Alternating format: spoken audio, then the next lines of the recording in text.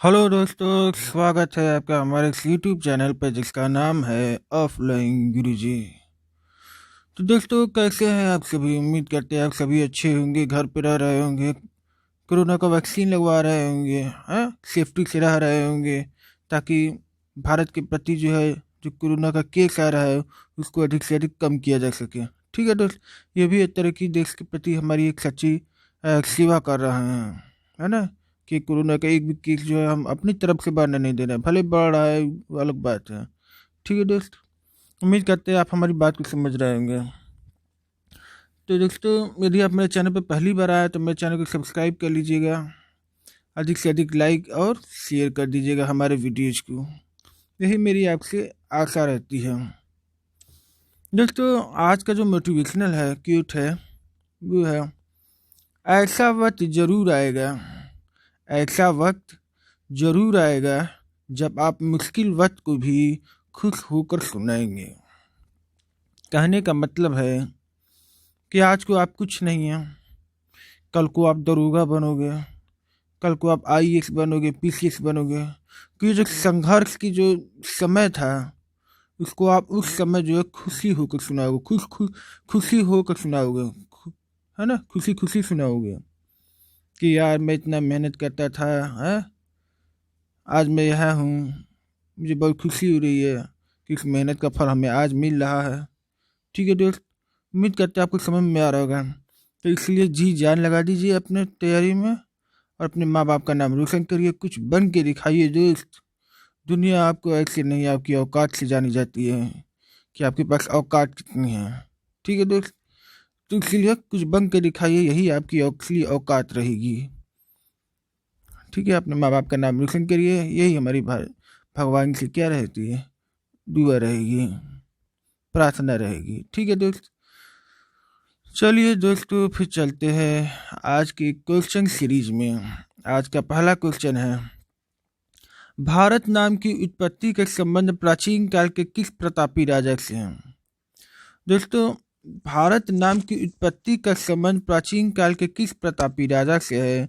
अगर हम इसका ऑप्शन देखना चाहें तो इसका ऑप्शन जो होगा वो होगा भरत चक्रवर्ती। ऐसा माना जाता है कि प्राचीन भारत में एक प्रतापी राजा हुआ करते थे, भरत चक्रवर्ती। ठीक है, तो उन्हीं के नाम पे जो है भारत का नाम भारत पड़ा। वैसे तो देखा जाए तो भारत के चार नाम हैं, एक तो खुद भारत, एक तो इंडिया, एक हो गया आर्यावर्त ना, और एक हो गया हिंदुस्तान। ठीक है, ये हिंदुस्तान शब्द जो है अरबियों ने दिया था। आर्यावर्त, आर्य लोग सर्वप्रथम यहाँ बसे थे तो इसलिए उनको आर्यावर्त कहा गया। वो वहाँ इंडस नदी पड़ती थी, इस वजह से यहाँ का नाम इंडिया पड़ा। और भारत जो पड़ा क्या, भरत चक्रवर्ती। आपको पता है ना कि इंडस नदी कहाँ बहती है? भारत के उत्तर में बहती है। इंडस मतलब सिंधु नदी। अब सवाल उठता है एग्जाम में, पूछता है कि सिंधु नदी आती कहाँ से है? तो सिंधु नदी आती है चीन में, एक मानसरोवर झील है, वहीं से जो है सिंधु नदी आती है। ठीक है दोस्त, अब रही बात कि भाई सिंधु नदी का सहायक सहायक नदी नाम बताओ। तो दोस्तों कुछ नहीं करना, आप पहले एक जम्मू कश्मीर बना लीजिए। मान लीजिए जम्मू कश्मीर है, नहीं बना अच्छे से, फिर से बना लेते हैं। मान लीजिए ऐसे करके, ऐसे, ठीक है। यहाँ मान लीजिए कि क्या है, चाइना, यहाँ से नदी गई, यहाँ से नदी गई, यहाँ से नदी गई, पाकिस्तान में चली गई। तो कहते हैं कि सिंधु नदी की जो है कुछ सहायक नदियाँ हैं, उसका नाम क्या है? तो मैंने एक ट्रिक बनाया था कि झेलो, चिनरा, अब इसको आप चिनरा कहिए चाहे छिनरा कहिए, ठीक है, वह याद करने के ऊपर है। झेलो, चिनरा, बस। ठीक है, झेलो, झेलो से हो गया झेलम नदी ना, झेलम नदी की सहायक नदी है। चिनाब भी इसकी सहायक नदी है ना, फिर रावी भी इसकी सहायक नदी है, फिर ब्यास भी इसकी सहायक नदी है, और सतलज भी इसकी सहायक नदी है। तो एग्जाम में पूछा जाए कि भाई सिंधु नदी की सहायक नदी का नाम बताओ, तो आप बताने कि इसका झीलम नदी है, चिनाब नदी है, रावी नदी है, ब्यास नदी है और सतलज नदी है। ठीक है दोस्त, ये जो है सिंधु नदी की सहायक नदियाँ हैं। चलिए अब इसके ऑप्शन को देखते हैं। महाराणा प्रताप, महाराणा प्रताप को आप कहाँ के थे? चित्तौड़ के राजा थे। महाराणा प्रताप कहाँ के राजा थे? चित्तौड़ के राजा थे। ठीक है, महाराणा प्रताप कहाँ के राजा थे? चित्तौड़ के राजा थे। इन्होंने एक लड़ाई लड़ी थी, फेमस लड़ाई थी हल्दी घाटी का युद्ध। ये हल्दी घाटी कहाँ है? राजस्थान में। किसके किसके बीच हुआ था? महाराणा प्रताप व अकबर के बीच में हुआ था।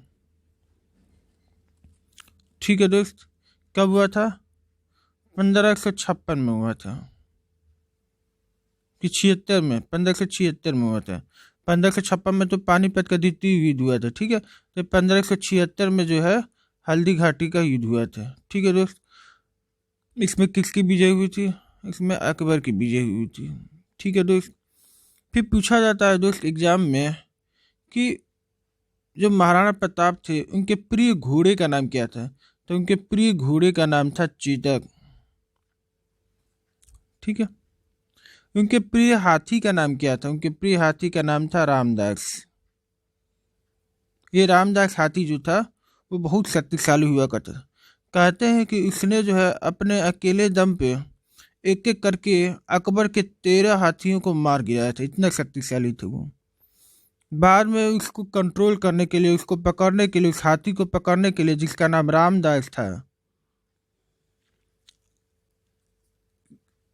14 क्या बोलते हैं कि 7 हाथी और 14 महावत लगे थे उस हाथी को कंट्रोल करने में। इसीलिए जो है कहा जाता है कि अकबर ने जो है उस हाथी का नाम पीरदास रखा था। क्या रखा था? पीरदास रखा था। लेकिन महाराणा प्रताप ने क्या रखा था? रामदास। ठीक है दोस्त, उम्मीद करते हैं आपको यहाँ तक अच्छे से समझ में आया होगा। ठीक है, चलिए फिर देखते हैं चंद्रगुप्त मौर्य के बारे में। आज चंद्रगुप्त मौर्य कौन था? मौर्य वंश का संस्थापक था। इसका राज क्षेत्र क्या था? मगध ना। इनके गुरु का नाम क्या था? चाणक्य। चाणक्य ने किस चीज की स्थापना की थी? तक्षशिला यूनिवर्सिटी, तक्षशिला विश्वविद्यालय, जो कि कहाँ पे है? पाकिस्तान में है। फिर चाणक्य ने एक किताब लिखी थी, इसका नाम था इंडिका। इंडिका नहीं। उन्होंने जो किताब लिखी थी उसका नाम था अर्थशास्त्र। अर्थशास्त्र। उसमें उन्होंने राजनीति के बारे में वर्णन किया है। किसने? चाणक्य ने। चाणक्य को भारत का मैकियावेली कहा जाता है। भारत का मैकियावेली। ठीक है दोस्त, उम्मीद करते हैं आपको समझ में आ रहा होगा। तो अब बात आती है कि इंडिका जो चंद्रगुप्त मौर्य के समय लिखी गई थी, उसको लिखा किसने था? तो कहते हैं सिकंदर का जो सेनापति था सेलुकस निकेटर। सेलुकस निकेटर उसका एक क्या कहते हैं राजदूत हुआ करता था। उसके दरबार में एक राजदूत हुआ करता था जिसको सेलुकस निकेटर ने भेजा था चंद्रगुप्त मौर्य के दरबार में। उसका नाम था मेगास्थनीज। उस मेगास्थनीज ने एक किताब का नाम लिखा था, एक किताब लिखा था जिसका नाम था इंडिका। ठीक है दोस्त, ये मैं जितना चीज़ें बता रहा हूँ सब इम्पॉर्टेंट है। एग्जाम में कई बार क्वेश्चन यहाँ से घुमा फिरा के आया है, इसलिए मैं कहूँगा कि आप मौके पर चौका मारिएगा, छोड़िएगा मत इसको। ठीक है दोस्त, फिर आता है कि भाई चंद्रगुप्त मौर्य के लड़के का नाम क्या था। तो चंद्रगुप्त मौर्य के लड़के का नाम था बिंदुसार।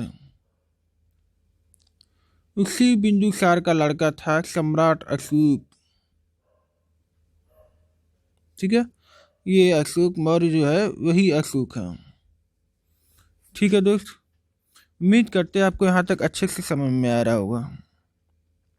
ठीक है, चंद्रगुप्त मौर्य के बारे में कहा जाता है कि जब उनका अंत समय आया तो उन्होंने जैन धर्म अपना लिया। ठीक है, जैन धर्म जब अपनाया तो इनकी मृत्यु कहाँ हुई थी। इनकी मृत्यु हुई थी श्रवण बेलगोला। श्रवण बेलगोला ये कहाँ पड़ता है, कर्नाटक में। ठीक है दोस्त, वहीं पे जो है इनकी मृत्यु हो गई थी। फिर चंद्रगुप्त मौर्य का लड़का था बिंदुसार, उसने बौद्ध धर्म को अपनाया था। ठीक है, तो फिर अशोक मौर्य ने क्या अपनाया था, अशोक मौर्य ने भी बौद्ध धर्म को अपनाया था। उनके अशोक के दो पुत्र थे, एक तो पुत्री थी और एक पुत्र था। तो एक पुत्र का नाम जो था वो महिंद्रा था। ठीक है, और एक का नाम था संघमित्रा, ये लड़की थी, पुत्री थी। ठीक है, तो अशोक ने क्या किया था कि महिंद्रा को श्रीलंका वाला साइड में भेजा था बौद्ध धर्म के प्रचार के लिए, जबकि संघमित्रा को भेजा था नेपाल साइड में बौद्ध धर्म के प्रचार करने के लिए। ठीक है दोस्त, उम्मीद करते हैं आपको यहाँ तक समझ में आ रहा होगा। कहते हैं कि अशोक ने एक कलिंग का युद्ध लड़ा था। जब कलिंग का युद्ध लड़ा, कलिंग कहाँ पड़ता है, उड़ीसा में। जब उसने कलिंग का युद्ध लड़ा उस समय की, जब कलिंग का युद्ध लड़ा था उस समय राजा कौन था, राजा खारवेल। ठीक है, इधर से कौन था, अशोक। इन दोनों के बीच खूब भीषण युद्ध हुआ, और जब भीषण युद्ध हुआ तो बहुत सारे सैनिक मरे गए। तो अशोक जो है यह दृश्य देख के बहुत ही दुखी हुआ। जब वो दुखी हुआ तो उसने कहा कि अब से मैं इन सब चीज़ों को त्यागता हूँ और बौद्ध धर्म को अपनाता हूँ ताकि हर जगह शांति बनी रहे। ठीक है दोस्त, उम्मीद करते हैं आपको यहाँ तक अच्छे से समझ में आएगा। चलिए फिर अगले प्रश्न पर चलते हैं। इस प्रश्न का जो उत्तर था बता दिया भरत चक्रवर्ती। भारत का सबसे बड़ा शहर का नाम बताओ। भारत के सबसे बड़े शहर का नाम मुंबई है। वैसे अगर देखा जाए तो मद्रास का इस समय नाम क्या है, चेन्नई है। तो दिल्ली, कोलकाता, मुंबई, चेन्नई, ये चारों क्या भारत के महानगर है ना। मुंबई किसकी राजधानी है, महाराष्ट्र की राजधानी है। कोलकाता किसकी राजधानी है, पश्चिम बंगाल की राजधानी है। दिल्ली तो भाई भारत की राजधानी है ना। और मद्रास किसकी राजधानी है, तमिलनाडु की राजधानी, जिसको चेन्नई कहा जाता है आज के समय में, है ना।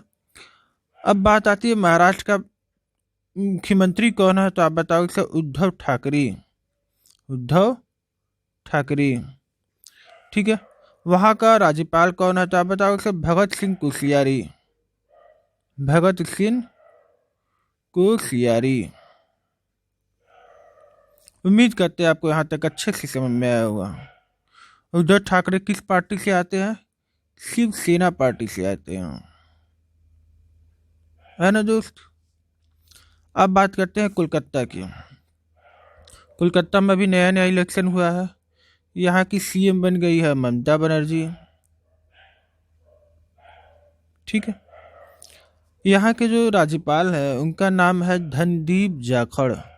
धनदीप जाखड़। ठीक है दोस्त, यहाँ तक अच्छे समझ में आया। फिर आते हैं दिल्ली के बारे में। दिल्ली का जो सीएम है वो तो भाई सबको पता है, अरविंद केजरीवाल। आप इनको टीवी पर अक्सर देख सकते हैं, बार बार बोलेंगे नमस्कार मैं केजरीवाल बोल रहा हूँ, नमस्कार मैं केजरीवाल बोल रहा हूँ, सरकार हमें ये नहीं करने दे रही, सरकार हमें वो नहीं करने दे रही। तो यही अरविंद केजरीवाल है। ठीक है, अब वहाँ के उपराज्यपाल का नाम क्या है, अनिल बैजल। अनिल बैजल वहाँ के उपराज्यपाल हैं। कहाँ के? दिल्ली के। अब आते हैं तमिलनाडु पे। तमिलनाडु के बारे में क्या जानते हैं भाई? तमिलनाडु में अब जो है डीएमके की सरकार बन गई है, ठीक है। तो डीएमके का जो है, डीएमके की तरफ से स्टालिन, अब वो तमिलनाडु के सीएम बन गए हैं, ठीक है। स्टालिन जो है अब तमिलनाडु के क्या बन गया है? सीएम बन गया है। तो यहाँ के राज्यपाल कौन है? बनवारी लाल पुरोहित। बनवारी लाल पुरोहित, ठीक है, मैं यहाँ के राज्यपाल हूँ, ठीक है दोस्त। चलिए फिर, इतना सब एग्जाम में आता है, उसको चौका मारिएगा। क्वेश्चन अगर आए टपके मारिए 6 चौका, ठीक है। चलिए यहाँ तक समझ में आया। चलिए अगले प्रश्न चलते हैं। भारत का सबसे बड़ा राज्य कौन सा है? दोस्तों यहाँ पे भारत का सबसे बड़ा राज्य अगर क्षेत्रफल की दृष्टि से देखा जाए दोस्त, तो पहले पड़ेगा राजस्थान। राजस्थान के बाद पड़ेगा एमपी। एमपी मतलब मध्य प्रदेश। अब मध्य प्रदेश के बाद क्या पड़ेगा? महाराष्ट्र। अब महाराष्ट्र के बाद कौन पड़ेगा? यूपी, उत्तर प्रदेश, ठीक है दोस्त। उम्मीद करते हैं आपको यहाँ तक समझ में आएगा। ये सब जो है ये क्षेत्रफल की दृष्टि से है, इस वजह से इस प्रश्न का जो उत्तर होगा दोस्त वो आपका राजस्थान होगा।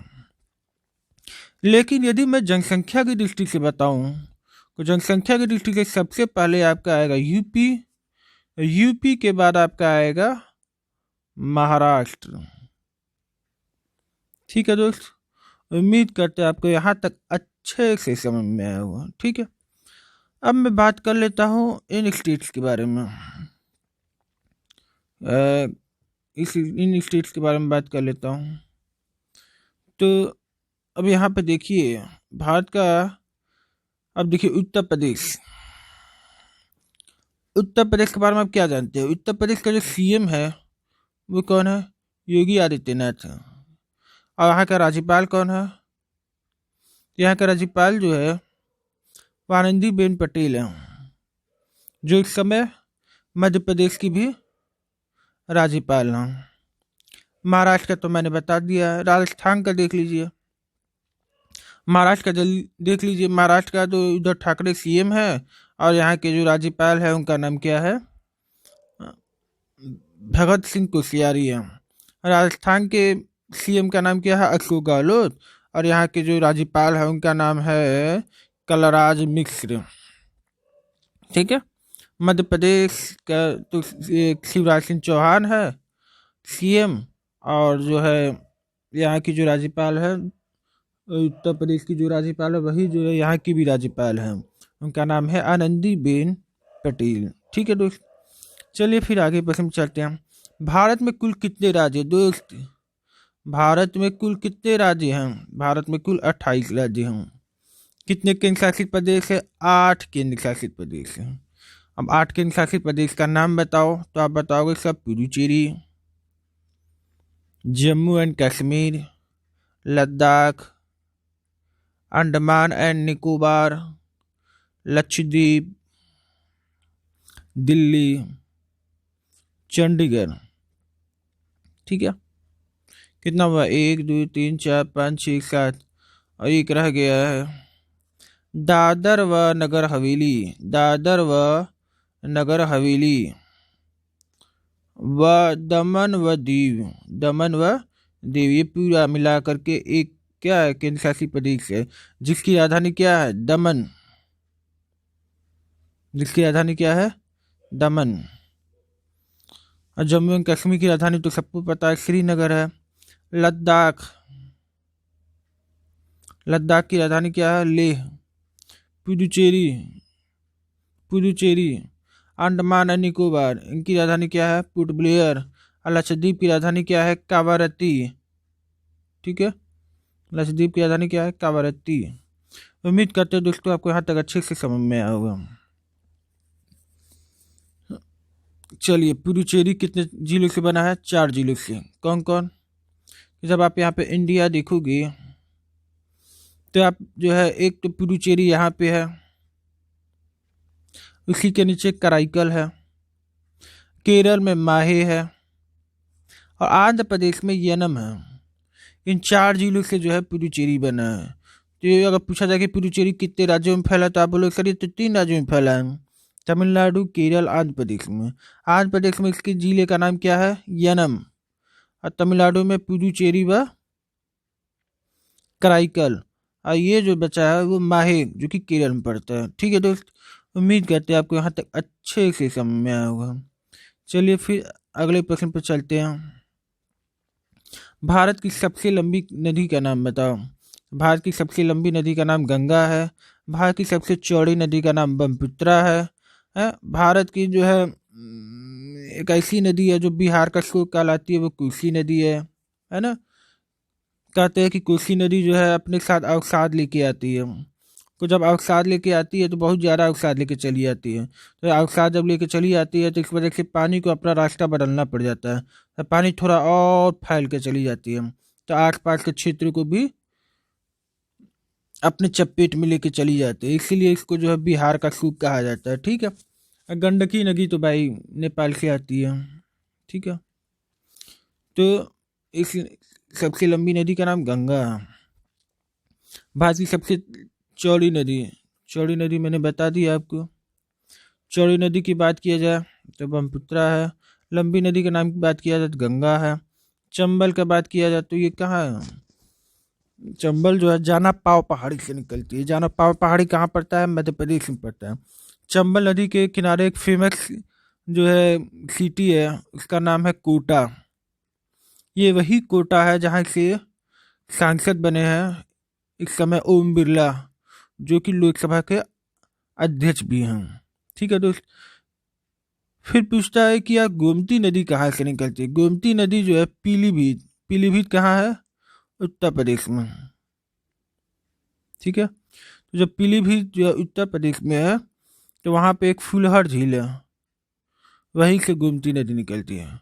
गोमती नदी किनारे कई फेमस सिटी है, जिसमें एक का नाम लखनऊ है। ठीक है। एक का नाम सुल्तानपुर है। एक का नाम जौनपुर है। और ये मिल कहाँ जाती है गंगा में?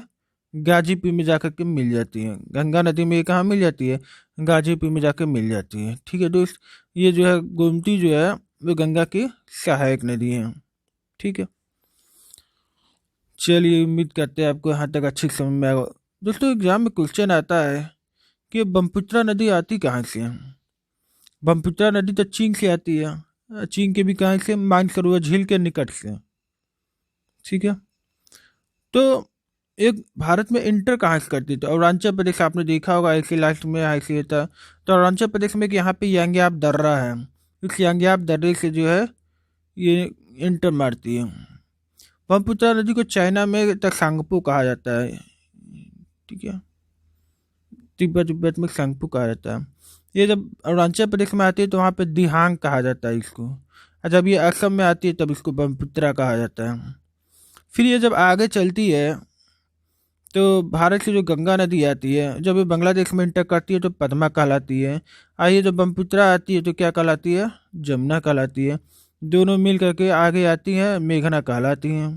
ठीक है। उम्मीद करते हैं आपको यहाँ तक समझ में आया होगा। चलिए फिर अगले प्रश्न पर चलते हैं। भारत का सबसे ऊंची मीनार का नाम क्या है दोस्त? भारत की सबसे ऊंची मीनार का नाम क्या है? तो भारत की सबसे ऊंची मीनार का नाम कुतुब मीनार है, जिसका निर्माण किसने कराया था? दिल्ली सल्तनत के पहले सुल्तान कुतुबुद्दीन ऐबक, जिसने कुतुब मीनार की स्थापना की थी। ठीक है। फिर कुतुबुद्दीन ऐबक था कौन? दास वंश का संस्थापक था, मोहम्मद गोरी का गुलाम था। तो यह दोबारा दास वंश का संस्थापक था। मोहम्मद गोरी जब वापस जा रहा था तो उसने भारत की गद्दी जो है किसको दे के गया? दिल्ली की गद्दी कुतुबुद्दीन ऐबक को दे के गया। तो कुतुबुद्दीन ऐबक जो है दिल्ली की गद्दी पे बैठे। तो एग्जाम में क्वेश्चन आता है कि दिल्ली सल्तनत का पहला सुल्तान कौन था? तो आप बताओ कि कुतुबुद्दीन ऐबक था। दिल्ली सल्तनत जब कुतुबुद्दीन ऐबक वहाँ का राजा था दिल्ली सल्तनत का, तो उसने अपनी राजधानी कहाँ बनाई थी? लाहौर। दोस्तों लाहौर जो है वो रावी नदी के किनारे पड़ती है, पाकिस्तान में है, वो रावी नदी के किनारे पड़ती है। ठीक है दोस्त। फिर कुतुबुद्दीन ऐबक के बाद कौन आया? इल्तुतमिश। इल्तुतमिश ने क्या किया था? कुतुब मीनार को पूरा बनवाया था इल्तुतमिश ने। तो इल्तुतमिश ने क्या किया था कि दिल्ली सल्तनत की राजधानी को दिल्ली में बनाया था, लाहौर ना हो करके अब कहाँ कर लिया? दिल्ली को बनाया था। ठीक है दोस्त। यानी कि पुत्री का नाम था रजिया सुल्तान। रजिया सुल्तान। ये वही रजिया सुल्तान है जिसके बारे में हमेशा एग्जाम में क्वेश्चन आता है कि भारत की पहली महिला शासिका कौन थी? क्या बताओ? इसका रजिया सुल्तान थी। ठीक है। अब दोस्त बात आती है चार मीनार है कहाँ? चार मीनार आपका हैदराबाद में है। कहाँ है दोस्त? चार मीनार हैदराबाद में है। इसकी खासियत यह है कि इसको अली कुतुब शाह ने बनवाया था। ठीक है, मोहम्मद अली कुतुब शाह। चलिए फिर अगले प्रश्न पर चलते हैं। भारत का सबसे लंबा बांध कौन सा है? भाई भारत का सबसे लंबा बांध की बात किया जाए तो हीराकुंड बांध है। ठीक है। जो कौन सी नदी पाता है? महानदी पाता है। महानदी, महानदी नदी पे जो है हीराकुंड बांध स्थित है।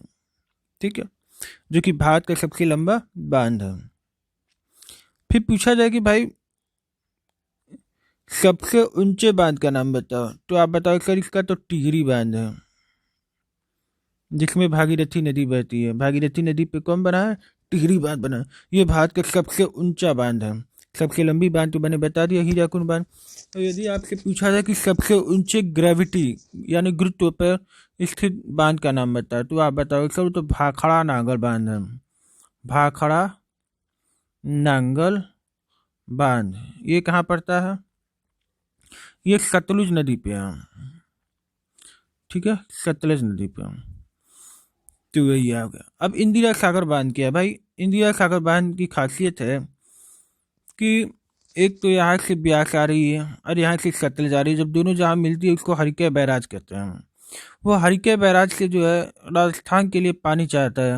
भाई राजस्थान में पानी कमी है तो राजस्थान तक पानी चाहता है, तो वो जो है पंजाब हो करके फिर हरियाणा हो करके जो है कहाँ पहुँचती है? राजस्थान को पानी पहुँचाती है। ठीक है, पंजाब हिमाचल प्रदेश हरियाणा हो करके फिर जो है ये कहाँ पहुँचाती है पानी? राजस्थान पहुँचाती है। इसलिए कहा जाता है कि भारत का सबसे लंबा नहर अगर कोई है तो इंदिरा सागर नहर है। ठीक है।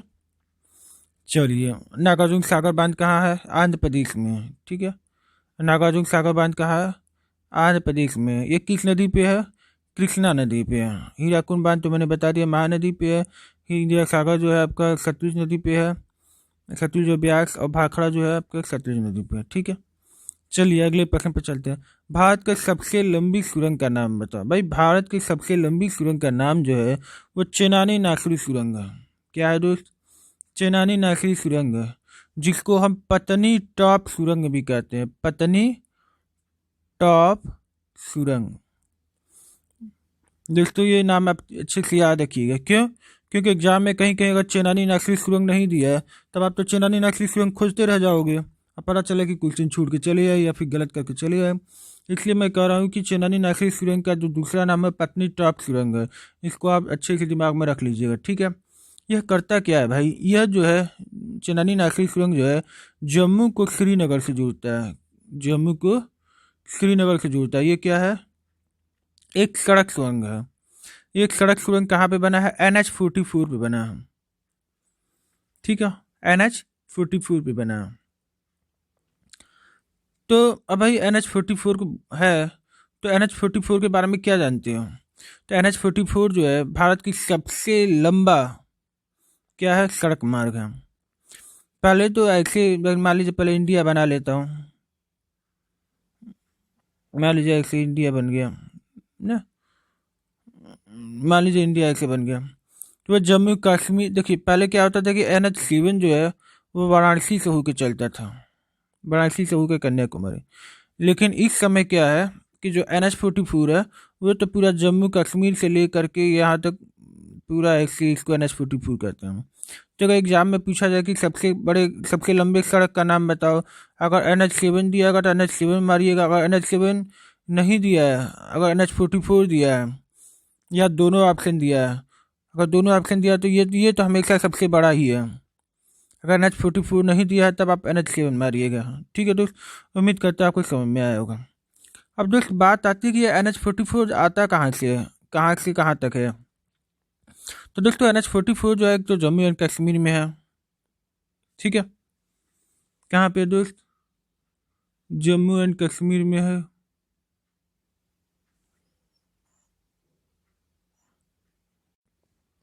जम्मू एंड कश्मीर के बाद कहाँ आता है, पंजाब। पंजाब के बाद कहाँ आता है, हरियाणा। हरियाणा के बाद कहाँ आता है, दिल्ली। दिल्ली के बाद कहाँ आता है, यूपी। यूपी के बाद कहाँ आता है, एमपी। और एमपी के बाद कहाँ आता है, महाराष्ट्र। महाराष्ट्र के बाद कहाँ आता है, आंध्र प्रदेश न। महाराष्ट्र के बाद कहाँ आता है, आंध्र प्रदेश में से जो अलग हुआ तेलंगाना। फिर तेलंगाना के बाद कहाँ आएगा, आंध्र प्रदेश। फिर आंध्र प्रदेश के बाद कहाँ आएगा, कर्नाटक। और कर्नाटक के बाद कहाँ आएगा, सीधे जाएगा लास्ट में तमिलनाडु। ठीक है दोस्त, उम्मीद करते हैं आपको अच्छी समझ में आएगा कि NH-44 जाता कहाँ से है और आता कहाँ तक है। तो अगर NH-44 की रूट की बात किया जाए तो पहले जम्मू कश्मीर, जम्मू कश्मीर के बाद पंजाब, पंजाब के बाद हरियाणा, हरियाणा के बाद दिल्ली, दिल्ली के बाद यूपी, यूपी के बाद एमपी, एमपी के बाद कहाँ जाता है, फिर एमपी के बाद कहाँ जाता है, महाराष्ट्र। महाराष्ट्र के बाद तेलंगाना, तेलंगाना के बाद आंध्र प्रदेश, आंध्र प्रदेश के बाद फिर चला आता है कर्नाटक, कर्नाटक के बाद चला आता है तमिलनाडु।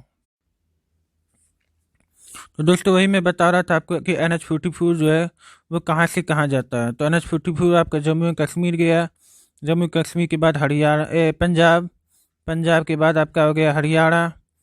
हाँ, हरियाणा के बाद कहाँ जाएगा, हरियाणा के बाद दिल्ली, दिल्ली के बाद यूपी, यूपी के बाद एमपी, एमपी के बाद महाराष्ट्र, महाराष्ट्र के बाद तेलंगाना, तेलंगाना के बाद आंध्र प्रदेश, आंध्र प्रदेश के बाद, आंध्र प्रदेश के बाद कहाँ जाएगा दोस्त, महाराष्ट्र। अब महाराष्ट्र के हाँ सॉरी, आंध्र प्रदेश के बाद ये जाएगा आपका कर्नाटक में, कर्नाटक के बाद सीधे आपका लास्ट में आएगा तमिलनाडु में। ठीक है दोस्त, उम्मीद करते हैं आपको अच्छे से समझ में आया होगा। तो अगर पूछा जाए कितने स्टेट से होके जाता है तो आप बोलोगे सर 10 स्टेट से होके जाता है और एक जो है केंद्र शासित प्रदेश से होके जाता है। ठीक है दोस्त, उम्मीद करते हैं आपको यहाँ तक अच्छी समझ में आएगा। चलिए फिर अगले प्रश्न पर चलते हैं।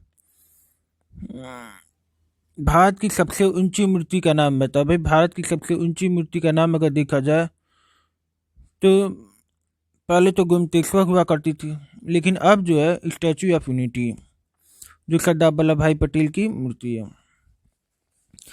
दोस्तों सरदार वल्लभ भाई पटेल की जो मूर्ति है वो 182 मीटर की है। इसको बनाया किसने था, रामवी सुतार। यह है कहाँ, गुजरात। गुजरात में भी कहाँ, नर्मदा नदी के किनारे।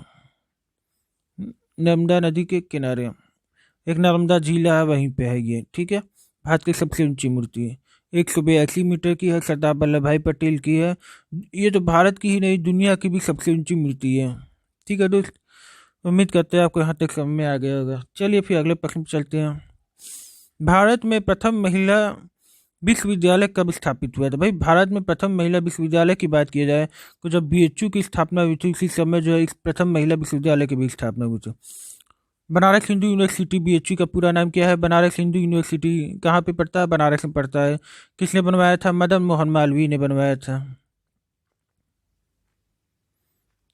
ठीक है, कब बनवाया था, 1916 में बनवाया था। महात्मा गांधी को एज ए चीफ गेस्ट ना, मुख्य अतिथि के रूप में इनको बुलाया गया था। ठीक है दोस्त, लेकिन अगर मैं इस प्रश्न की बात करूं, ये तो उत्तर प्रदेश में है BHU, बनारस में। लेकिन इस प्रश्न की अगर मैं बात करूं तो इस प्रश्न का जो उत्तर होगा वो भी 1916 होगा। प्रथम, भारत में प्रथम महिला विश्वविद्यालय तो 1916 में स्थापित हुआ था। इस विश्वविद्यालय का नाम क्या था, श्रीमती श्रीमती नाथीबाई, नाथीबाई दामोदर ना, था किसका है? ये प्रथम महिला विश्वविद्यालय का नाम था। ठीक है, जिसको हम शॉर्टकट में बोलते हैं XNDT। इसकी स्थापना हुआ था 1916 में। और इसके जो संस्थापक थे उसका नाम था डॉक्टर ढोंडो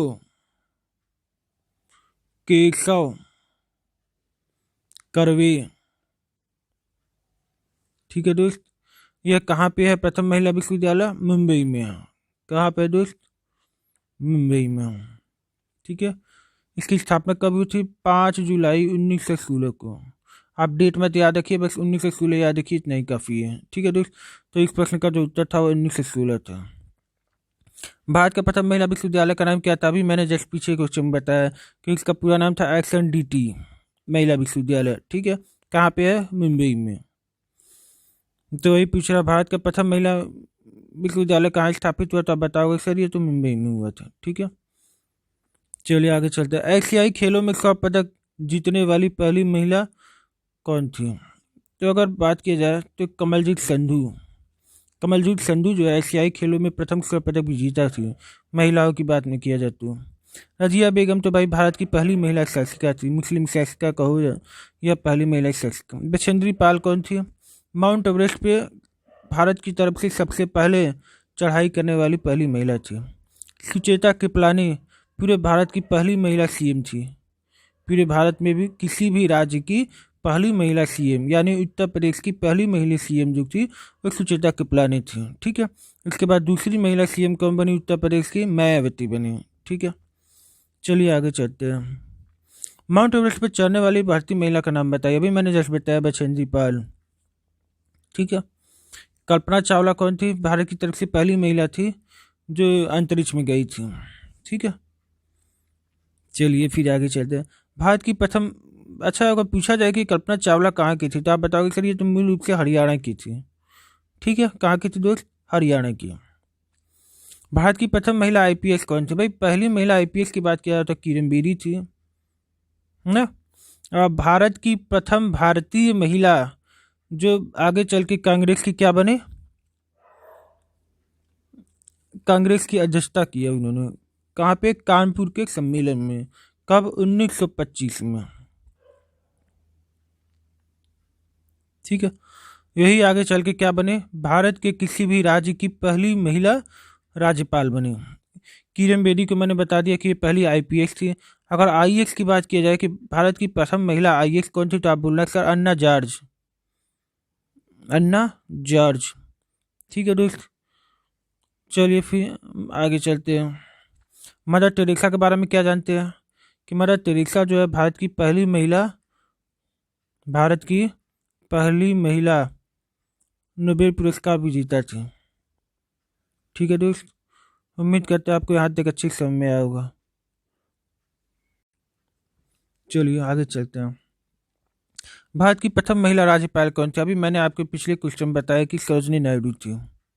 ठीक है, प्रतिभा देवी सिंह पाटिल कौन थी? प्रथम महिला, भारत की प्रथम महिला राष्ट्रपति थी। ठीक है, भारत की प्रथम महिला मिस यूनिवर्स कौन थी? सुष्मिता सेन थी। ठीक है, चलिए। सर्वोच्च न्यायालय में प्रथम महिला न्यायाधीश कौन थे? अन्ना चांडी। अन्ना चांडी, सॉरी, एम फातिमा बीबी। अन्ना चांडी तो हाई कोर्ट की थी ना, हाई कोर्ट के किसी भी सत्र की पहली महिला न्यायाधीश थी। लेकिन यहाँ सर्वोच्च न्यायालय सुप्रीम कोर्ट का पूछ रहा था, एम फातिमा बीबी होगा इसका उत्तर। उमा भारती के बारे में क्या जानते हो? ये मध्य प्रदेश की पहली महिला सीएम थी। करण मल्लेश्वरी के बारे में क्या जानते हो? पहली महिला जिसने जो है जो वर्ल्ड कप गेम होता है एथलेटिक्स के लिए 1999 में इन्होंने जो भारोत्तोलन में पदक हासिल किया था। कौन सा पदक? कांस्य पदक। ठीक है, चलिए फिर आगे प्रश्न पर चलते हैं। स्वतंत्र भारत के प्रथम गवर्नर कौन थे? स्वतंत्र भारत के प्रथम गवर्नर लॉर्ड माउंटबेटन थे। ठीक है, भारत के प्रथम वायसराय कौन थे? लॉर्ड कैनिंग थे। ठीक है, लॉर्ड डफरिन के बारे में क्या जानते हैं? कि जब कांग्रेस की स्थापना हो रही थी 1885 में तो उस समय जो है ये भारत का क्या था, वायसराय थे। ठीक है दोस्त, चलिए आगे प्रश्न पर चलते हैं। भारत का प्रथम प्रधानमंत्री कौन था? भैया भारत के प्रथम प्रधानमंत्री कहे तो जवाहरलाल नेहरू, दूसरा प्रधानमंत्री बोले थे लाल बहादुर शास्त्री, तीसरा प्रधानमंत्री बोले थे इंदिरा गांधी, चौथा प्रधानमंत्री बोले तो मोरारजी देसाई। ठीक है, सबसे लंबे समय तक प्रधानमंत्री रहा भारत के कौन? जवाहरलाल नेहरू। ठीक है, लाल बहादुर शास्त्री को क्या कहा जाता है? शांति पुरुष। ठीक है, फिर अगर जवाहरलाल नेहरू की बात किया जाए तो उनकी जो उनका जो क्या बोलते हैं स्मृति स्थल है वो कौन है? शांतिवन, समाधि स्थल शांतिवन। लाल बहादुर शास्त्री का क्या है? विजय घाट। इंदिरा गांधी का क्या है? शक्ति स्थल।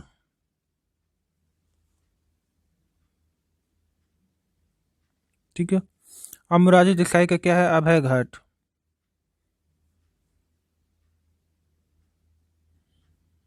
ठीक है, फिर क्या पूछता है कि प्रथम कांग्रेसी जो बिना कांग्रेस के टिकट पे लड़े वो मोरारजी देसाई थे, प्राइम मिनिस्टर बने ना। तो प्रथम गैर कांग्रेसी प्रधानमंत्री था मोरारजी देसाई।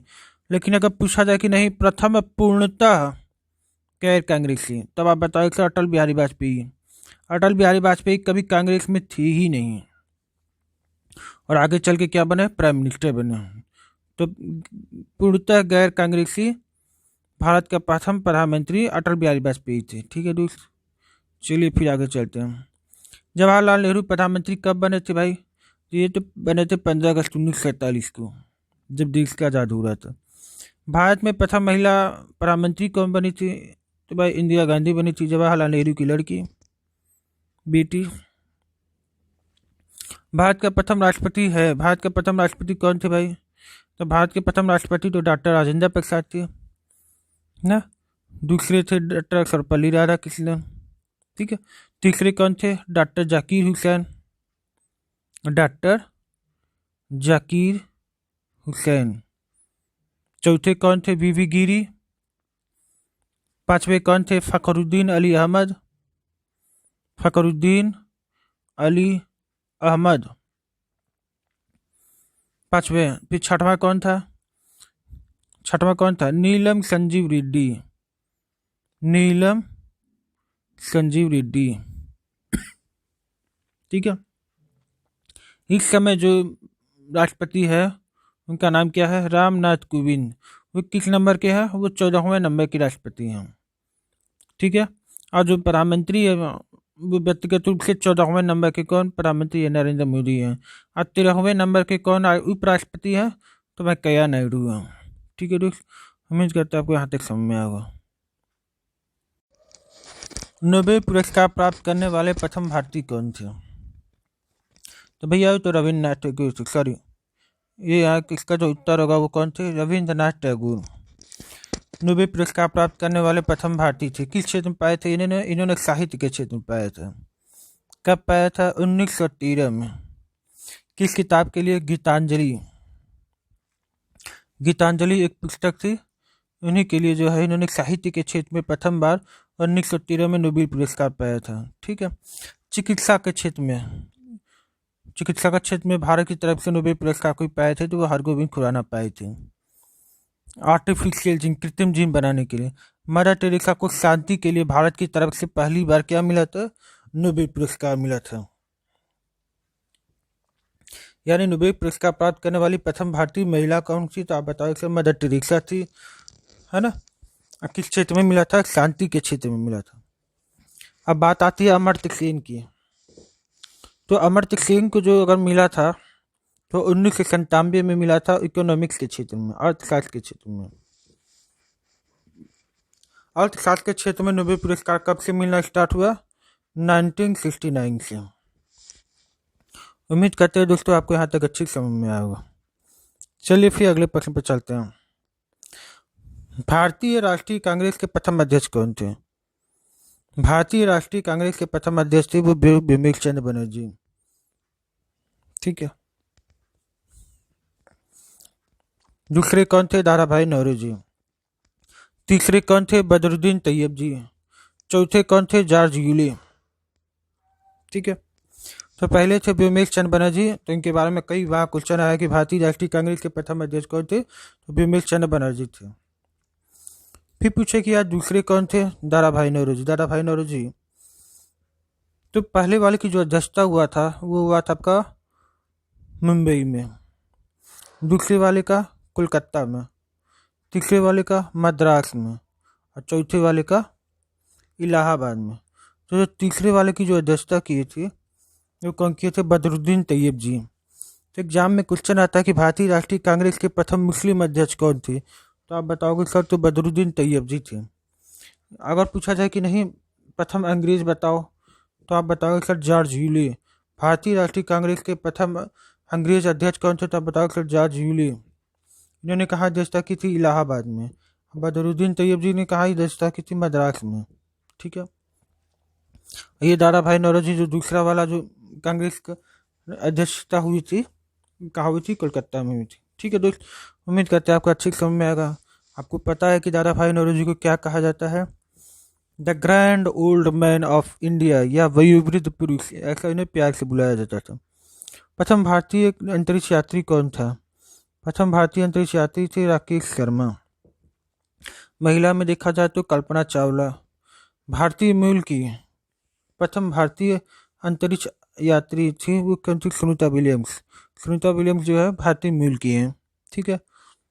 तो अगर पूछा जाए प्रथम भारतीय महिला अंतरिक्ष यात्री, तो आप कल्पना चावला मारिएगा, जो कि हरियाणा से बिलोंग करती थी। ठीक है। चलिए आगे प्रश्न पर चलते हैं। दक्षिणी ध्रुव पर पहुंचने वाली प्रथम भारतीय महिला, दक्षिणी ध्रुव पर पहुंचने वाली प्रथम भारतीय महिला का अगर नाम बोला जाए तो वो थी रीना कौशल धर्मशक्तु।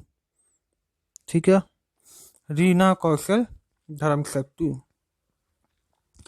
अगर दक्षिणी ध्रुव पे पूछा जाए कि कौन सर्वप्रथम वह व्यक्ति जो दक्षिणी ध्रुव पे पहुंचा, तो आप बताओ सर एमंड सेन। अगर उत्तरी ध्रुव पे पूछा जाए तो पियरे बंधु, रॉबर्ट पियरे। Robert Pierre. ठीक है। उत्तरी ध्रुव पे रॉबर्ट पियरे, दक्षिणी ध्रुव पे एमंड सेन सर्वप्रथम पहुंचे थे। ठीक है। चलिए फिर आगे प्रश्न पे चलते हैं। भारत में निर्मित प्रथम भारतीय फिल्म मौनी सिनेमा, मतलब साइलेंट फिल्म, तो साइलेंट फिल्म थी कौन? राजा हरिश्चंद्र। राजा हरिश्चंद्र। तो इसको बनाया किसने था? दादा साहब फाल्के ने बनाया था। दादा साहब फाल्के। ठीक है। चलिए फिर आगे प्रश्न पर चलते हैं। भारत में प्रथम भारतीय फिल्म मौनी जो राजा हरिश्चंद्र थी कब निर्मित हुई थी? 1913 में। 1913 में बनी थी। ठीक है। भारत का अंग्रेजी नाम इंडिया, अभी मैंने जस्ट सबसे पहले प्रश्न में बताया था कि जो इंडिया था वो इंडस नदी के नाम पे पड़ा था, यानी सिंधु शब्द से। भारत खंड भारत का क्या है भाई? भारत खंड जो भारत का है वो क्या है? दूसरा नाम ही तो है। कृषि भारतीय अर्थव्यवस्था कैसी है भाई? हमारी जो कृषि भारतीय अर्थव्यवस्था है वो हमारे तो भारत की रीढ़ है, वही तो हमारे अर्थव्यवस्था को मजबूती देती है। कौन? कृषि। तो इसलिए इसका ऑप्शन हुआ रीढ़। भारत में सबसे कम जनसंख्या वाला राज्य कौन सा? भैया भारत में सबसे कम जनसंख्या वाला राज्य का पूछा जाए तो वो है आपका सिक्किम। सबसे ज़्यादा जनसंख्या वाला राज्य पूछा जाए तो वो है उत्तर प्रदेश। सबसे कम जनसंख्या वाला अगर पूछा जाए कि केंद्र शासित प्रदेश, तो आप मानना लक्षद्वीप।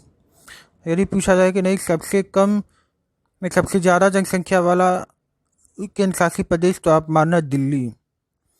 ठीक है। चलिए उम्मीद करते हैं आपको यहाँ तक समझ में आया हुआ। प्रथम भारतीय रंगीन फिल्म का नाम क्या था? दोस्तों यहाँ पे जो ऑप्शन है वो गलत डाल दिया है। प्रथम भारतीय रंगीन फिल्म जो थी वो किशन कन्हैया थी। ऑप्शन मत जाइए, ये ऑप्शन गलत है। प्रथम भारतीय रंगीन फिल्म जो थी वो किशन कन्हैया थी। ठीक है। अब प्रथम बोलती फिल्म कौन थी? प्रथम भारतीय बोलती फिल्म तो वो थी आलम आरा, जिसको ईरानी ने डायरेक्ट किया था। इस फिल्म को किसने याद किया था? ईरानी ने। चलिए आगे प्रश्न पे चलते हैं। लाइफ टाइम अचीवमेंट के ऑस्कर पुरस्कार से किसे नवाजा गया था? सत्यजीत राय। भानु अथैया भारत की तरफ से पहली जो है ऑस्कर अवार्ड विजेता थी। ठीक है। रविन्द्रनाथ टैगोर को गुरुदेव कहते थे, विश्व कवि भी कहा जाता था। किरण देवी के बारे में भी मैंने बताया कि पहली महिला आईपीएस थी। भारत के प्रथम वायसराय कौन थे? भाई भारत के प्रथम वायसराय तो मैंने बता दिया था, लॉर्ड कैनिंग थे। प्रथम भारतीय गवर्नर जनरल कौन थे? तो लॉर्ड विलियम बेंटिंग थे। ठीक है। चलिए आगे प्रश्न पर चलते हैं। भारत की केंद्र सरकार की प्रथम महिला मंत्री कौन थी? भाई राजकुमारी अमृता कौर थी, जो लंबे समय तक क्या रही? स्वास्थ्य मंत्री बनी रही। पी एस रमा देवी के बारे में क्या जानते हो? राज्यसभा की प्रथम महिला, राज्यसभा की प्रथम महिला जो क्या कहते हैं महासचिव बी एस रमा देवी को जाना जाता है। श्रीमती सन्नो देवी कौन थी? भाई श्रीमती सन्नो देवी जो थी वो पूरे भारत में किसी भी विधानसभा की पहली महिला अध्यक्ष थी। अब किस विधानसभा की? हरियाणा। हरियाणा विधानसभा की प्रथम महिला विधानसभा अध्यक्ष श्रीमती सन्नू देवी थी। ठीक है दोस्त, उम्मीद करते हैं आपको यहाँ तक अच्छे समझ में आया होगा। भारत की प्रथम महिला मुख्यमंत्री कौन थी? अभी मैंने जस्ट आपको पीछे बता चुका हूँ कि इसके तो श्रीमती सुचेता कृपलानी थी। सरोजिनी नायडू तो भारत की प्रथम महिला, भारत के किसी राज्य की प्रथम महिला राज्यपाल थी। ठीक है। और जो भारत की प्रथम महिला प्रधानमंत्री कौन थी? इंदिरा गांधी थी। भारत की प्रथम महिला राष्ट्रपति कौन थी? भारत की प्रथम महिला राष्ट्रपति जो थी वो श्रीमती प्रतिभा देवी सिंह पाटिल थी। ठीक है। जो कि किस नंबर की थी? 12वां राष्ट्रपति थी, क्योंकि 13वां तो आ गए प्रणब मुखर्जी, 14वां थे अभी भी है रामनाथ कोविंद। ठीक है दोस्त। भारत के लोकसभा के प्रथम अध्यक्ष कौन थे? भारत के प्रथम लोकसभा के अध्यक्ष थे जीवी मावलंकर, यानी गणेश वासुदेव मावलंकर। ठीक है। बाकी ऑप्शन के बारे में आप जानते हैं। शतरंज में प्रथम विश्व चैंपियन भारतीय कौन थे? भाई सबको पता है, विश्वनाथ आनंद। भारत का प्रथम कागज रहित समाचार पत्र का नाम बताओ। भारत का प्रथम कागज रहित समाचार पत्र का नाम है द न्यूज टुडे। दोहरा शतक बनाने वाली प्रथम महिला क्रिकेटर कौन थी? मिताली राज। मिताली राज के बारे में कहा जाता है कि ये भारत की जो है महिला सचिन है। ठीक है। भारत का प्रथम कागज रहित समाचार पत्र द न्यूज टुडे कब प्रकाशित हुआ था? ये प्रकाशित हुआ था आपका 3 जनवरी 2001 को, जो कि कागज रहित है, द न्यूज टुडे। ठीक है। अंतर्राष्ट्रीय न्यायालय में नियुक्त प्रथम भारतीय न्यायाधीश का नाम बताओ। तो डॉक्टर नागेंद्र सिंह। ठीक है। प्रथम भारतीय रिजर्व बैंक की उप गवर्नर बनी प्रथम भारतीय महिला कौन थी? ये केजे उदेसी थी। केजे उदेसी जो है भारतीय रिजर्व बैंक की उप गवर्नर रह चुकी हैं। प्रथम महिला लोकसभा अध्यक्ष कौन थी? भाई प्रथम महिला लोकसभा अध्यक्ष जो थी वो मीरा कुमार थी। मीरा कुमार जो है वो 15वां लोकसभा अध्यक्ष थी। 16वां लोकसभा अध्यक्ष की कौन थी? सुमित्रा महाजन। ठीक है। और 17वां का कौन है? ओम बिरला, जो अभी प्रेजेंट टाइम में है। दोस्त आपसे पूछा जाए कि प्रथम महिला लोकसभा अध्यक्ष, तो आप बताओगे कौन? मीरा कुमार। अगर दूसरी महिला लोकसभा अध्यक्ष तो ये बताओगे सुमित्रा महाजन। यदि पूछा जाए कि मीरा कुमार ने कौन से नंबर की जो है लोकसभा की अध्यक्षता की थी, तो आप बताओगे सर 15वें नंबर। सुमित्रा महाजन है 16वें नंबर की। ठीक है। चलिए आगे प्रश्न पर चलते हैं। भारत का सबसे पहला गृह मंत्री कौन था? भारत के सबसे पहला गृह मंत्री की बात की जाए तो भारत के सबसे पहला गृह मंत्री थे सरदार वल्लभ भाई पटेल। ठीक है।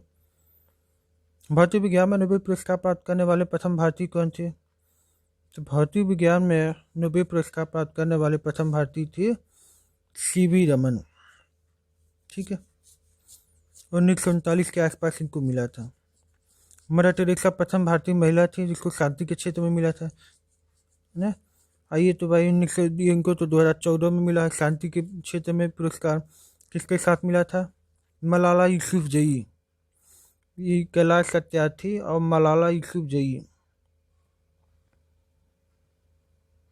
ठीक है, इन दोनों के साथ में मिला है 2014 का शांति का नोबेल पुरस्कार।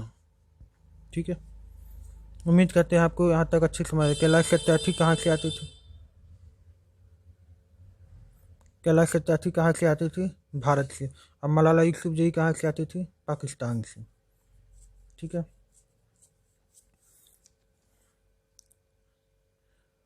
चलिए आगे प्रश्न पे चलते हैं। चिकित्सा में नोबेल पुरस्कार प्राप्त करने वाले प्रथम भारतीय कौन? तो मैंने अभी जस्ट पीछे बता चुका हूँ कि ये जो डाटा होगा वो भी खुराना थे, कृत्रिम संश्लेषित जीन के लिए जाने जाते हैं। अर्थशास्त्र में नोबेल पुरस्कार भी मैंने बता चुका हूँ, अमर्त्य सिंह को मिला था 1997 में। भारत के प्रथम सिख प्रधानमंत्री कौन थे? सबको पता है, डॉक्टर मनमोहन सिंह थे। नोबेल पुरस्कार प्राप्त प्रथम भारतीय महिला, ये भी मैंने आपको बता दिया है, कौन थी? मदर टेरेसा थी। इनको निर्मल हृदय भी कहा जाता है, निर्मल हृदय नाम की उपसंज्ञा दी गई है।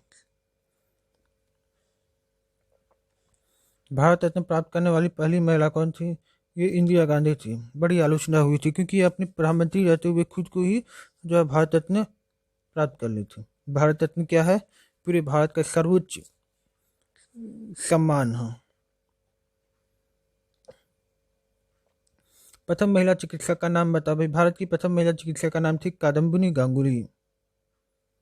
राष्ट्रीय ध्वज तिरंगे में तीनों पट्टियों की तीनों 36 पट्टियां किस अनुपात में रहती है? 1:1:1 में। क्यों? क्योंकि जितनी जो है आप केसरिया देखोगे उतना ही आपको व्हाइट दिखेगा और उतना ही आपको क्या दिखेगा? ग्रीन दिखेगा। तो 1:1:1 में होता है। और बीच में क्या होता है? 24 तितलियाँ होती है ना। ये जो पूरी झंडा है, झंडा की पूरी लंबाई कितनी होती है? 3 होती है। और चौड़ाई कितनी होती है? 2 में होती है। यानी कि 3:2 में लंबाई और चौड़ाई का अनुपात होता है। किसका? राष्ट्रीय ध्वज, हमारे जो इंडिया का भारत का जो राष्ट्रीय ध्वज है। तो इस प्रश्न का उत्तर क्या होगा? 1:1:1 होगा। राष्ट्रीय ध्वज तिरंगे का गहरा केसरिया रंग क्या बताता है? केसरिया रंग जो है वो ताकत और साहस को बताता है। ठीक है, राष्ट्रीय ध्वज तिरंगे में सबसे ऊपर कौन सा रंग होता है? भाई सबसे ऊपर हम सबको पता है केसरिया रंग है, गहरा केसरिया रंग। राष्ट्रीय ध्वज तिरंगे में कौन सा रंग होता है? राष्ट्रीय ध्वज तिरंगे में बीच में कौन सा रंग होता है? तो भाई बीच में जो है एक सफेद रंग होता है। राष्ट्रीय ध्वज तिरंगे में सबसे नीचे कौन सा रंग होता है? सबसे नीचे सबको पता है कि भाई यहाँ पे तो हरा रंग होता है। राष्ट्रीय ध्वज तिरंगे की लंबाई चौड़ाई का अनुपात क्या होता है? अभी मैंने जस्ट पीछे बताया 3:2 होता है। राष्ट्रीय ध्वज तिरंगे का सफेद पट्टी किस बात का संकेत करता है? भाई सफेद पट्टी जो है वो शांति और सत्य का बात का संकेत करता है। ठीक है, राष्ट्रीय ध्वज तिरंगे का हरा रंग क्या दर्शाता है? का हरा रंग का बात की जाए तो विकास और उर्वरता को दिखाता है। भाई हमारी मिट्टी कैसी है? हरी हरी है उर्वरक है। तो क्या हो रहा है? हमारी धरती, हमारे देश का विकास हो रहा है खेती से। तो आप ऐसे याद कर सकते हो विकास और उर्वरता को। ठीक है, राष्ट्रीय ध्वज तिरंगे में कितनी तिलियाँ होती है? भाई मैंने बता दिया आपको 24 तिलियाँ होती है। देखिए 24 तिलियाँ बताती क्या है? कि हमारा जो भारत है वो 24 घंटे उन्नति कर रहा है, प्रोग्रेस कर रहा है। भारत की संविधान सभा ने राष्ट्रीय ध्वज का प्रारूप कब अपनाया था? तो ये अपनाया था 22 जुलाई 1947 को। भारत का राष्ट्रीय पक्षी का नाम बताओ। भारत का राष्ट्रीय पक्षी का नाम मोर है ना? जिसका साइंटिफिक नेम क्या है? जिसका साइंटिफिक नेम है पावो क्रिस्टेटस। पावो क्रिस्टेटस। ठीक है, भारत का राष्ट्रीय पुष्प क्या है? कमल। ठीक है, भारत का राष्ट्रीय पेड़ क्या है? बरगद। भारत का राष्ट्रगान क्या है? भारत का राष्ट्रगान अगर देखा जाए तो वंदे मातरम होता है। भारत का राष्ट्रगान अगर देखा जाए तो जनगण मन है। लेकिन राष्ट्रगीत बोला जाए तो वंदे मातरम है। वंदे मातरम को लिखा किसने था? हाँ, जंगल मन को लिखा किसने था? जंगल मन को तो भाई रविन्द्रनाथ टैगोर ने लिखा था।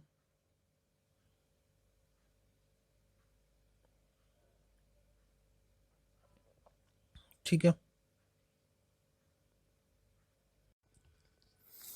और वंदे मातरम को लिखा किसने था? वंदे मातरम कहाँ से लिया गया था? तो आप बताओगे सर, ये तो आनंद मठ से लिया गया था। ठीक है। वंदे मातरम को लिखा किसने था दोस्तों? किसने लिखा था? बंकिम चंद्र चटर्जी ने। बंकिम चंद्र चटर्जी ने। अच्छे से लिख देता हूँ, बंकिम चंद्र चटर्जी। ठीक है, चलिए आगे प्रश्न पे चलते हैं। भारत की राष्ट्रीय नदी का नाम क्या है? तो आप बता दो सर, गंगा है। भारत के राष्ट्रीय जलीय जीव का नाम बताओगे तो आप बताओगे सर, ये चार ऑप्शन: मछली, कछुआ, डॉल्फिन। डॉल्फिन होगा इसमें। ठीक है। भारत का राष्ट्रीय पशु क्या है? आप ऑप्शन आप देख ही रहे हो, बाघ होगा। भारत का राष्ट्रीय गीत क्या है? जस्ट मैंने बताया, वंदे मातरम, जिसकी रचना किसने किया था? बंकिम चंद्र चटर्जी ने किया था। ठीक है, आनंद मठ से लिया गया है। भारत का राष्ट्रीय फल का नाम क्या है? भारत के राष्ट्रीय फल का नाम आम है, जिसको क्या बोलते हैं? म्यूक्सीफेरा इंडिका कहते हैं। नहीं, मैग्नीफेरा इंडिका। मैग्नीफेरा इंडिका, ये आम का जो है क्या है, साइंटिफिक नेम है।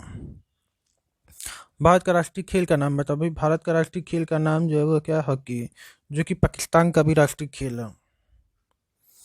भारत में सबसे अधिक सौर ऊर्जा कहाँ उत्पादन किया जाता है? भारत में सबसे अधिक सौर ऊर्जा राजस्थान में पैदा किया जाता है।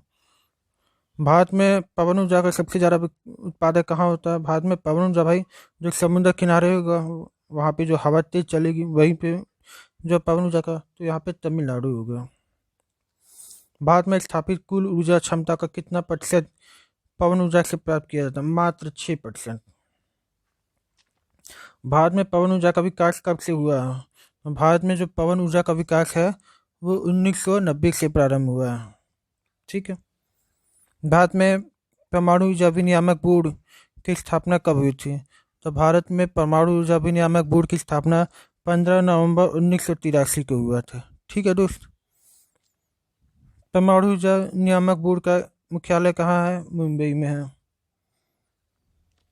भारतीय सिनेमा के जनक कौन थे? सबको पता है भाई, दादा साहब फाल्के थी। भारत में डाक व्यवस्था शुरू किसने किया था? तो लॉर्ड डलहौजी ने किया था। भारत में शिक्षा है। भारत में शिक्षा क्या है? भारत में शिक्षा एक मूलभूत अधिकार है। भारत के तीसरे राष्ट्रपति कौन थे जिनका अपने कार्यकाल में ही निधन हुआ? भारत के अब तक के 2 राष्ट्रपति हुए हैं जिनका अपने कार्यकाल में ही क्या हो गया, निधन हो गया। एक तो डॉक्टर जाकिर हुसैन है ना, और एक फखरुद्दीन अली अहमद है। ठीक है, उम्मीद करता है आपको अच्छी समझ में आया होगा। भारत का राष्ट्रीय ध्वज नियम कब से लागू हुआ? तो भारत का जो राष्ट्रीय ध्वज नियम है वो 2002 से लागू हुआ है। ठीक है, भारत का राष्ट्रीय ध्वज नियम 2002 से लागू हुआ। कौन सा नदी दक्षिण भारत की गंगा कहा था? दोस्तों इसमें बच्चे हमेशा कंफ्यूजन में रहते हैं कि यार कावेरी मारा कि गोदावरी मारा। कुछ नहीं करना, हम है तो टेंशन किस बात की, हलवा कर देंगे सब, हलवा हलवा हलवा हलवा। दक्षिण भारत की गंगा बोले, यहाँ पे की आ गया तो अगर यहाँ पे की आ गया तो समझिए कावेरी मारिएगा। अगर यहाँ पे की नहीं आया, दक्षिण भारत दक्षिणी गंगा बोले, दक्षिणी गंगा बोले, खाली दक्षिण गंगा, तब आप गोदावरी मारिएगा। यदि दक्षिण भारत की गंगा बोले, की अगर आ गया तो कावेरी होगा। ठीक है, और दक्षिण गंगा बोले तो गोदावरी मारिएगा। ठीक है, कंफ्यूजन नहीं होना चाहिए। प्रतिवर्ष भारत का बृहत्तम पशु मेला कहाँ लगता है? भैया सोनपुर बिहार में। ठीक है, भारत का बोस्टन किसे कहा जाता है? भारत का बोस्टन जो है अहमदाबाद को कहा जाता है। भारत का मैनचेस्टर भी किसको कहा जाता है? अहमदाबाद को कहा जाता है। उत्तर भारत का मैनचेस्टर किसको कहा जाता है? कानपुर। और दक्षिण भारत का मैनचेस्टर कोयम्बटूर। अब सवाल उठता है यार, ये मैनचेस्टर है क्या? कपड़े के सबसे ज़्यादा उत्पादन केंद्र है। ठीक है, उम्मीद करते हैं आपको यहाँ तक समझ में आ गया होगा। चलिए फिर आगे। ग्लोब पर कर्क रेखा भारत के कितने राज्यों से होकर गुजरती है? कर्क रेखा जो है, कर्क रेखा 8 राज्यों से होकर गुजरती है। मैंने बताया गमछा झार मित्र पर, गमछा झार मित्र पर। अब कई सर कहते हैं कि यार ये तो गलत बात है, ये ट्रिक बढ़िया नहीं है, क्योंकि इस ट्रिक से हम ये नहीं कह सकते कि कौन सा लेफ्ट में है, कौन सा राइट में है? कौन सा पूरब से पश्चिम में आ रहा है, कौन सा पश्चिम से पूरब, कोई दिक्कत नहीं है। मैं बताता हूँ। ये गौ से हो गया आपका गुजरात, म से हो गया आपका क्या, मध्य प्रदेश, छ से हो गया छत्तीसगढ़, झा से हो गया झारखंड, मी से हो गया मिजोरम, त्रि से हो गया त्रिपुरा, और प से हो गया पश्चिम बंगाल, और र से हो गया राजस्थान। अब रही बात सीरीज में रखने की, तो आपको याद रखना चाहिए, आप एक बार मैप देख लो अच्छी से।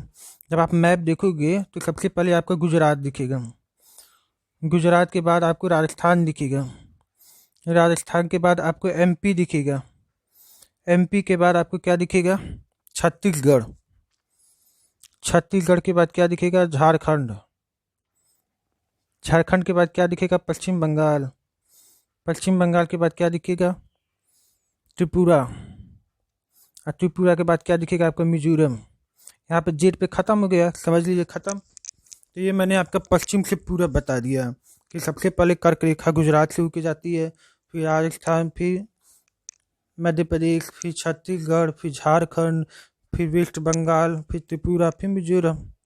हलवा आया, ऐसा प्रश्न एग्जाम में आया तो छोड़िएगा मत, चौका मारिएगा इस पर, ठीक है।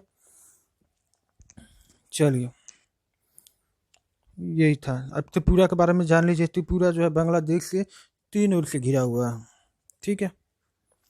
चलिए आगे प्रश्न पर चलते हैं। भारत के निम्न में से किस राज्यों में पुरुषों की संख्या स्त्रियों से कम है? भैया भैया भैया, केरल। केरल एक ऐसा राज्य है जहाँ पे पुरुषों की संख्या जो स्त्रियों से क्या है, कम है, यानी कि वहाँ पे स्त्रियाँ क्या है, ज़्यादा हैं। और कहा जाता है कि पढ़े लिखे लोग सबसे ज़्यादा कहाँ पे, केरल में है। हरियाणा, हरियाणा में इसका उल्टा है, यहाँ पे पुरुषों की संख्या ज़्यादा है किससे, स्त्रियों से, ठीक है।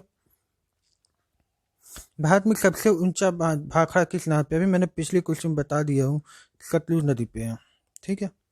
भारत की पहली आयरन स्टील कंपनी कहाँ है भैया? भारत की पहली iron steel company Jamshedpur. Bharat का कौन सा राज्य को शक्कर का कटोरा कहा जाता है? भाई शक्कर का कटोरा अगर देखा जाए तो उत्तर प्रदेश को कहा जाता है, ठीक है दोस्त। भारत में कुल कितने राजमार्ग है? भैया भारत में कितने राजमार्ग है तो आप बताना 228। पूछा जाए कितने जल मार्ग है तो आप बताना 111, 111 जल मार्ग है। और जो राष्ट्रीय राजमार्ग है, नेशनल हाईवे, वो आपके 200 से ज़्यादा, यानी 228। भारत का एकमात्र स्थान जहाँ टीम पाया जाता है, भैया टीम कहाँ पाया जाता है? हजारीबाग। हजारीबाग कहाँ पड़ता है? झारखंड में, ठीक है दोस्त। वह नदी घाटी जिसे भारत का रूट क्षेत्र कहा जाता है। भैया रूट क्षेत्र का मतलब क्या होता है? जहाँ पे कोयला की खदान बहुत ज़्यादा होती है, तो वहाँ पे आप देखोगे ना तो हर जगह आपको काला काला सब कुछ दिखाई देगा ना, ज़्यादातर चीज़ आपको काली दिखाई देगी अगर आप कोयले वाले क्षेत्र में चले जाओगे। तो वहीं से होकर एक नदी जाती है जिसको रुके दामोदर नदी। तो वही पूछ रहा है कि वह नदी घाटी जिसे भारत का रूट क्षेत्र कहा जाता है, तो आप बताना कि दामोदर नदी घाटी है। भारत में किस राज्य को भारत का खाद्यान्न भंडार कहा जाता है? भैया पंजाब। इस प्रश्न का जो उत्तर होगा वो आपका पंजाब होगा। सांझ घाटी, सांझ घाटी कहाँ है? सांझ घाटी भैया केरल में है, ठीक है। सांझ घाटी कहाँ है? केरल में, जिसको हम साइलेंट वैली भी कहते हैं।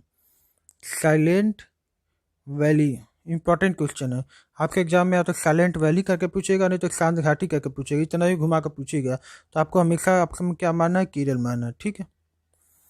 आज का आखिरी क्वेश्चन है मदुरै। मदुरै कहाँ पे है? भैया मदुरै जो है आपका तमिलनाडु में है। मदुरै नाम से क्या बहुत फेमस मंदिर भी है वहाँ पे, तो मदुरै जो है इस प्रश्न का उत्तर होगा।